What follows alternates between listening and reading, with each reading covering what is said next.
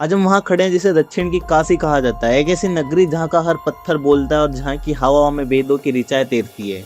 इसे हजारों मंदिरों का शहर कहा जाता है।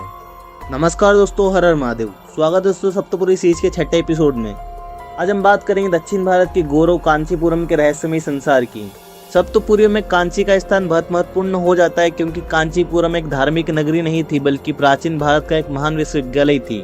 यहाँ दुनिया भर के विद्वान तर्क और शास्त्रार्थ के लिए आते थे। पल्लव राजा ने इस शहर को अपनी राजधानी बनाया था और इसे पत्थर की एक ऐसी गैलरी में बदल दिया जो आज भी अमर है। कांची का हृदय कामाक्षी अम्मन मंदिर। पूरे भारत में देवी पार्वती के कई मंदिर, लेकिन कांची का कामाक्षी मंदिर कुछ खास है। यहाँ देवी पार्वती एक अलग विशेष मुद्रा में बैठी हुई है। मंदिर के भीतर एक श्री चक्र स्थापित है। कहा जाता है कि आदि शंकराचार्य ने यहाँ उग्र शक्ति को शांत करने के लिए इसे स्थापित किया था। क्या ये चक्र केवल एक प्रतीक है या किसी प्राचीन ऊर्जा को नियंत्रित करने के लिए ज्योमेट्री यंत्र? और दोस्तों, अगर आप कांची में हैं और आपने कैलाश मंदिर नहीं देखा तो आपने कुछ भी नहीं देखा। यह मंदिर 8वीं शताब्दी का है जिसे पूरी तरीके से बलुआ पत्थरों से बनाया गया है। इसकी दीवारों पर जो मूर्तियां हैं वो हाइपर रियलिस्टिक हैं। मंदिर की बनावट ऐसी है कि इसके परिक्रमा मार्ग को पार करना जैसे पुनर्जन्म की प्रक्रिया के समान है।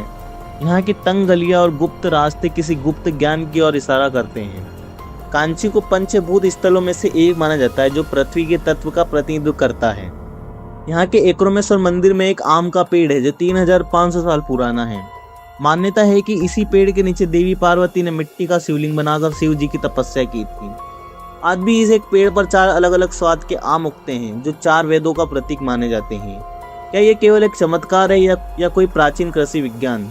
कांचीपुरम हमें सिखाता है कि शक्ति भक्ति का संगम ही ज्ञान का असली मार्ग है। यहाँ की रेशमी साड़ियाँ और पत्थर की बनी मूर्तियाँ, हर चीज में एक सूक्ष्म कलाकारी, एक गहरी सोच छिपी है। ये नगरी आज भी भारत की प्राचीन भव्यता की गवाही बनकर खड़ी है।